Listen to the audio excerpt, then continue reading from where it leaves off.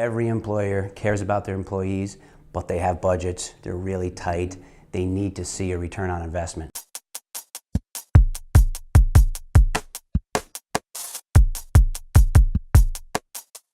How do you convince a business owner or an employer to trust something like virtual healthcare, telemedicine?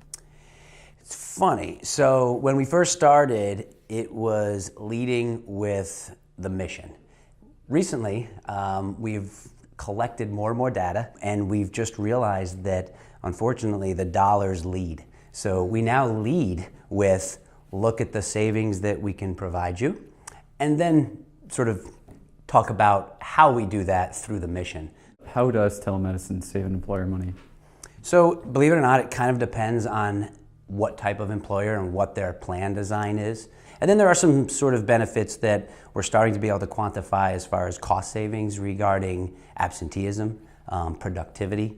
Those are real numbers, but they take years to sort of get that data, so we're just finally getting that data now. So I think last time we spoke to you, you guys had around 200 clients and you had doubled, I think, within about a year's time. How many clients do you have now?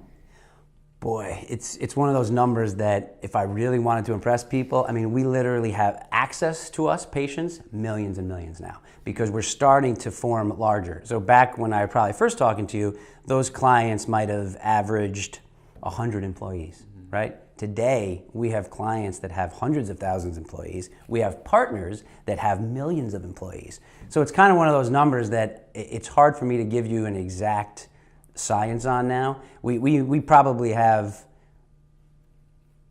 10x'd our number of lives that we covered in the last year, but we might have only added 25 or 50 new clients because we're just going after larger and larger populations now. Right. And who's your competition? So the competition for us is really anyone who is trying to deliver acute care, because that is our model. So you could argue emergency rooms are our competition. We try not to think of it that way because the reality is we think that emergency rooms should be seeing the real emergencies and let us treat the things that are not emergencies but all too often show up in the ER. Other competitions, there are national companies who do telemedicine, as I'm sure you're aware of. And so how do you differentiate yourself against those? It's really the cost containment and the virtual ER. So, I'll give you the example. So in that type of teledoc model, the publicly traded company, you basically have to, as a patient, make a decision of going, should I use this virtual service, and do you treat what I need treatment for? In our world, because we're a virtual ER, I always give the example. When you walk into an ER, do you wonder if they can treat you? Right? There's no menu list, right? You know, I can go to that ER. Yeah. So that's because we took the ER model, we take that model virtually. So we don't say, just call us for these 10 or 20 or 30 conditions, or just consult us for this or that. We treat ourselves like an ER. We literally say, come one, come all through our front doors. That's the power of what we do. So our model is really a cost containment tool. I'm also curious, what kind of technology do you have an eye on that might become a part of telemedicine in the future?